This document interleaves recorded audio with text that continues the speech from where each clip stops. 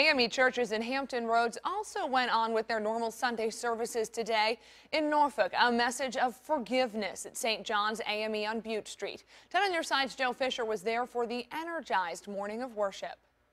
Deanna energized to learn something meaningful from the shootings in South Carolina. And while the pastor tells me there is concern among local AME churchgoers about security, hundreds still showed up today emotional and with heavy hearts for their brothers and sisters in Charleston.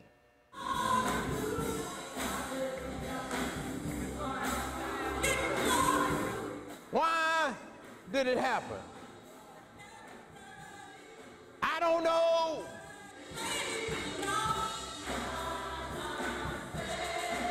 There's joyful noise at a time of extreme sadness at Virginia's first AME church.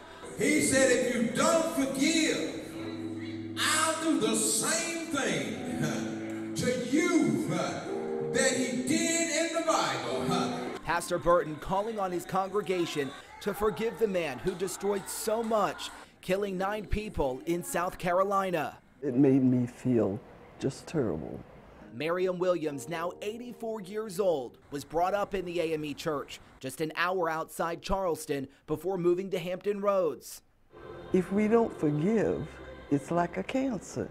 It'll eat you to pieces. But with forgiveness, she says there's still questions, still a lot of prayer about the targeted attack. That's hard to believe that he couldn't have changed his mind. The violence just another example of where she believes the race issue stands in America. Instead of the races coming together, they seem to be separating.